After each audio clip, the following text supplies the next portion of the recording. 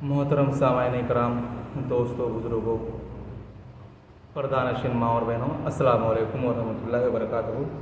नहमदुहु व नसल्ली अला रसूलिहिल करीम, अम्मा बाद, फ़अऊज़ु बिल्लाहि मिनश शैतानिर रजीम, बिस्मिल्लाहिर रहमानिर रहीम। इन्नल्लाहा व मलाइकतहु युसल्लूना अलन नबी या अय्युहल्लज़ीना आमनू सल्लु अलैहि व सल्लिमू तस्लीमा। अल्लाहुम्मा सल्लि अला सय्यिदिना शफ़ीना मौलाना मुहम्मदिन बारिक व सल्लिम सलातन व सलामन अलैका या रसूलल्लाह सल्लल्लाहु तआला अलैहि वसल्लम। मोहतरम हज़रात, आपने समाअत फरमाया अक़ीदाए वहदानियत के बारे में मसाइल कि हमें अल्लाह तबारक व तआला के बारे में क्या क्या अक़ीदा रखना चाहिए, वो आपने समाअत की।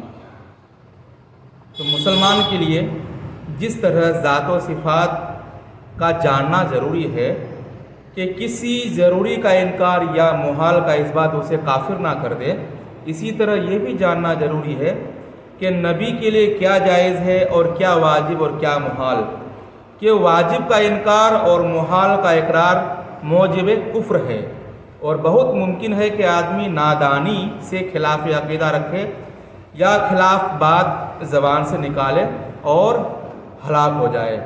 अक़ीदा नंबर 1, नबी किसको कहते हैं? नबी उस बशर को कहते हैं जिसे अल्लाह ताला ने हिदायत के लिए वही भेजी हो, और रसूल बशर ही के साथ खास नहीं बल्कि मलाइका में भी रसूल हैं।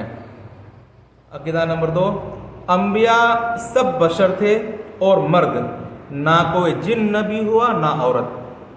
नबी आदम अलैहिस्सलाम से लेकर ईसा अलैहिस्सलाम तक जितने भी नबी आए अम्बिया कराम में, सब के सब बशर थे, ना कोई फरिश्ता ना कोई जिन। और बशर में भी जो खास किया गया वो थे मर्द हजरात, औरत को नबूवत नहीं दी गई। अक़ीदा नंबर 3, अल्लाह तबारक व तआला पर नबी का भेजना वाजिब नहीं, उसने अपने फजल करम से लोगों की हिदायत के लिए अम्बिया भेजे। तो अगर कोई ये सोचता है कि अल्लाह ताला पर नबी का भेजना वाजिब था इसलिए अल्लाह ने ऐसा किया, नहीं, बल्कि अल्लाह तबारक व तआला पर नबी का भेजना वाजिब नहीं, बल्कि अल्लाह ताला ने अपने फजल करम से बंदों पर एहसान फरमाया कि उन्होंने अपने ख़ास बंदों को जो है अपने बंदों की अमाल को सही बनाने के लिए, अपने बंदों गुनहगार बंदों की इस्लाह के लिए अल्लाह तबारक व तआला ने अम्बिया कराम को इस दुनिया में भेजा है। अक़ीदा नंबर 4, नबी होने के लिए उस पर वही होना ज़रूरी है, ख्वाह फरिश्ते की मारिफत हो या बिला वास्ता। और नबी के लिए जो ज़रूरी है वो है वही इलाही। वही इलाही ये किताब की शक्ल में होता है। अल्लाह तबारक व तआला का हुक्म बंदों तक पहुँचाने के लिए अल्लाह ताला अपना हुक्म नबी तक पहुँचाता है, और वो नबी अल्लाह का हुक्म को बंदों तक पहुँचाते हैं। अक़ीदा नंबर 5, बहुत से नबियों पर अल्लाह ताला ने सहीफ़े और आसमानी किताबें उतारी, उनमें से 4 किताबें बहुत मशहूर हैं। तौरात हज़रत मूसा अलैहिस्सलाम पर, ज़बूर हज़रत दाऊद अलैहिस्सलाम पर, इंजील हज़रत ईसा अलैहिस्सलाम पर, और कुरान अज़ीम के सबसे अफजल किताब है, सबसे अफजल रसूल हुजूर पुरनूर अहमद मुस्तफ़ा मोहम्मद मुस्तफ़ा सल्लल्लाहु ताला अलैहि वसल्लम पर। कलाम इलाही में बाज़ का बाज़ से अफजल होना उसके ये माने हैं कि हमारे लिए उसमें सवाब ज़्यादा है, वरना अल्लाह अज़्ज़वजल एक, उसका कलाम एक, उसमें अफजल व मफजूल की गुंजाइश नहीं।